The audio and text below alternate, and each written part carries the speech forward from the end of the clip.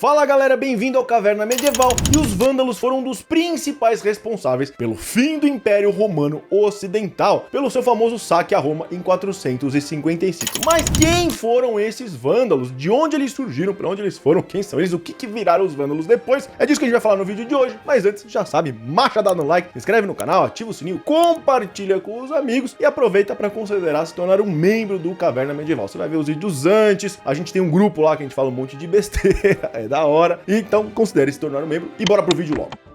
Chamar alguém de vândalo hoje significa que ele tá destruindo alguma coisa, principalmente destruindo algum bem público, tá destruindo monumento, artes, coisas valiosas, coisas bonitas e tudo mais. E é exatamente por causa dessa tribo germânica dos vândalos que a gente fala isso hoje. Então os vândalos eram uma tribo germânica oriental, provavelmente de origem escandinava, e eles migraram ou invadiram o Império Romano Ocidental pela Gália, atravessando a Península Ibérica e chegando até o norte da África. Mas antes de tudo isso, lá no comecinho, eles moravam onde hoje é a Polônia, por volta de 130 a.C. E suas principais atividades eram bem de boa, eles plantavam, caçavam, viviam suas vidas ali sem causar problema a ninguém. Até finalmente se cansarem dessa vida, ou porque alguém tava botando a lança na bundica deles, e começaram a querer dominar tudo, se transformando nos famosos invasores do Império Romano, lá nas guerras marcomanas entre 166 e 180 d.C., quando alguns grupos de vândalos, como os Hasding, foram convidados pelos romanos a invadir junto com eles a Dácia. Importante a gente pensar aqui, a gente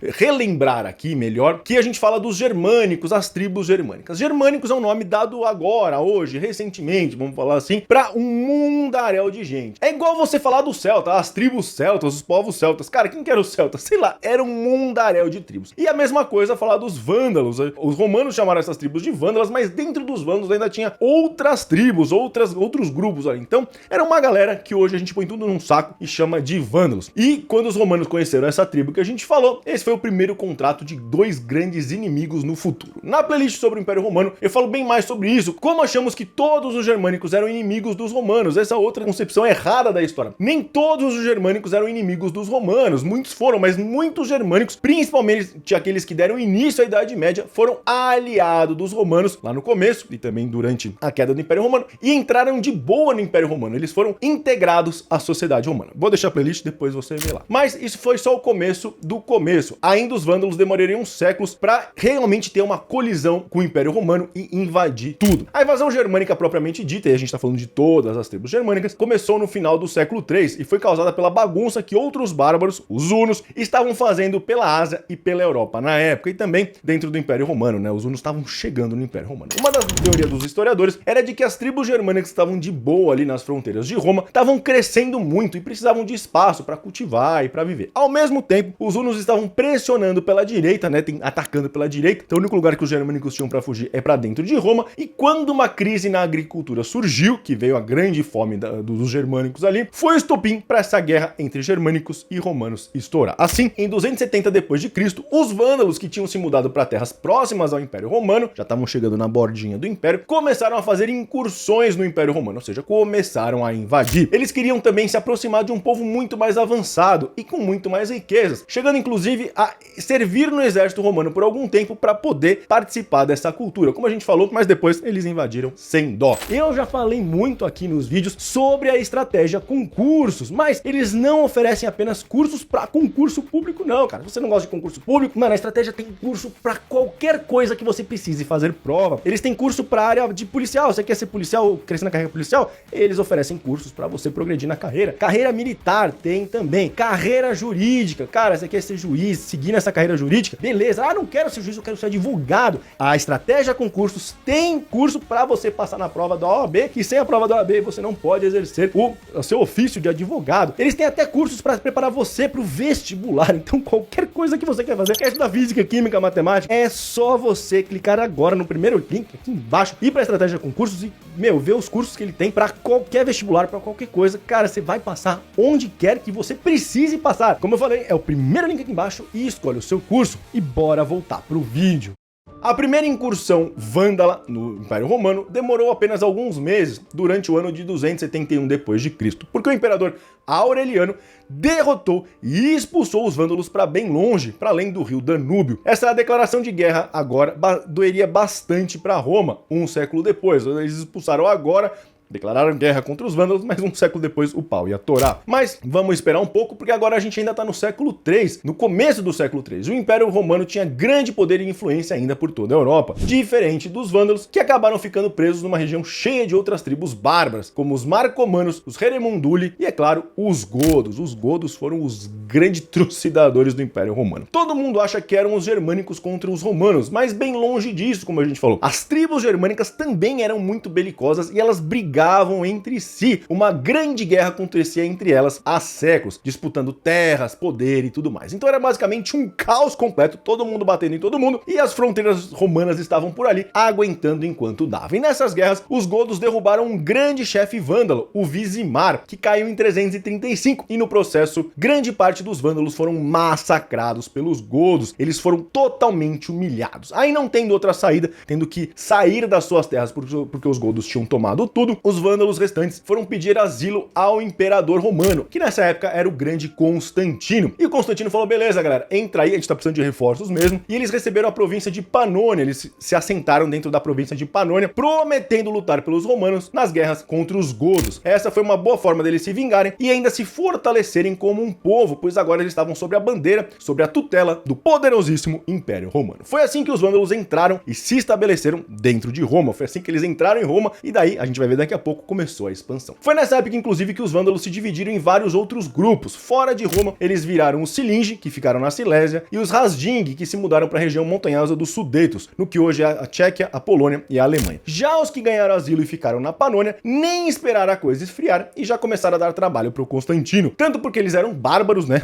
Estavam invadindo e continuaram invadindo, então eles saqueavam várias cidades ali na região e faziam o caos, quanto por questões religiosas, já que nessa época os vândalos tinham se convertido ao arianismo, uma vertente herética do cristianismo romano. Quase todos os germânicos se converteram ao cristianismo nessa transição entre a Antiguidade e a Idade Média, mas muitos foram pro arianismo. Até hoje eu não entendi direito porque que todos, cara, grande parte dos germânicos se tornaram arianos. E essa foi a grande luta da cristandade no começo da Idade Média, a acabar com os hereges arianos. Aliás, essa foi a grande luta de Carlos Magno. Vou deixar o vídeo do Carlos Magno aqui. Mas antes disso, eles já irritavam bastante os romanos, que se perguntavam o porquê Constantino tinha dado asilo a bárbaros e, pior, hereges arianos. Só que nada melhor do que uma crise para encobrir outra crise. Tudo isso foi esquecido depois que os hunos passaram ali da Ásia, da Europa Oriental, e começaram a querer entrar no Império Romano. Contra um inimigo em comum, bárbaros e romanos se uniram. Não importava se era herege, pagão, invasor, nada. Tanto que mais ou menos nessa época, em 376, os godos fugiram dos hunos e também pediram asilo ao Império Romano, que, sem escapatória e cada vez mais decadente, tiveram que aceitar o pedido dos godos porque eles precisavam de aliados para bater nos hunos. As invasões germânicas foram mais isso, aliados entrando no Império, do que realmente os germânicos invadindo à força bruta. Só que os vândalos se sentiram bem traídos pelos romanos, porque agora eles teriam que conviver e lutar ao lado daqueles que massacraram seu povo anos antes. Assim, os vândalos começaram a planejar uma grande vingança ao Império Romano, um ataque que ficaria para sempre na história. Tudo começou numa noite fria de inverno em 406, quando os vândalos, junto com alguns outros bárbaros, atravessaram o rio Reno, congelado pelo frio, e invadiram o Império Romano, marcando o início de uma série de invasões que desestabilizaram o Império, devastaram a Gália e abriram o caminho para a conquista de um dos territórios mais importantes do Império Romano, a Hispânia. Ela foi conquistada de pouco a pouco pelos vândalos, agora com uma poderosa marinha capaz de fazer ataques relâmpagos contra os romanos e também de proteger suas novas terras e portos, consolidando assim o poder do que antes era um povo frágil e humilhado. Agora, eles tinham um território tão grande que seu rei Gunderico também governava outro povo, os alanos, fortalecendo ainda mais as fileiras do exército vândalo e tacando o terror nos romanos. Mas as coisas melhorariam mesmo depois da sua morte, em 428 d.C., com a ascensão ao trono do seu meio-irmão, o Gaiserico, que pôs a mão na massa e expandiu e consolidou ainda mais os territórios vândalos, iniciando assim a Era de Ouro Vândala, bem diferente dos romanos ocidentais, que nessa época estavam na merda, com imperadores sendo apenas fantoches dos germânicos e caminhando rapidamente para a extinção. Por exemplo, o imperador romano ocidental Valentiniano III, que governou de 424 a 455, ainda era uma criança nessa época dourada dos vândalos, e quem quem governava mesmo era sua mãe e o general Flávio Aécio, mas por disputas internas e o caos que estava se instalando ali no Império Romano, Flávio Aécio brigou com o governador do norte da África, o Bonifácio, que para se vingar do cara, se aliou aos vândalos. Assim, em 429, o rei vândalo Gaiserico partiu com um grande número de homens rumo à África do Norte, cercando a cidade de Hipona, a cidade lá do Santo Agostinho, que inclusive estava vivo nessa época, cercou a cidade por 14 meses, até partiram de uma vez por todas para Cartago, onde rapidamente conquistaram a cidade, muito importante não só pela sua história, mas também estrategicamente, com muitos recursos naturais e um porto privilegiado, estabelecendo de uma vez por todas o Reino Vândalo, que duraria por bastante tempo, de 435 até 534, quando os bizantinos, ou romanos orientais, como você preferir, reconquistaram a região na ambição de voltarem à grande glória do Império Romano. Mas voltando aos romanos ocidentais, agora não tinha mais escapatória. Os vândalos estavam livres, leves e soltos para invadir e saquear o quanto quisesse o Império Romano. Eles passavam pelas costas com seus navios saqueando tudo, sem medo nenhum de represália, já que com a conquista de Cartago eles também controlavam um importante mar Mediterrâneo, por onde passavam centenas de navios, inclusive romanos, por dia. A Península Itálica tá ali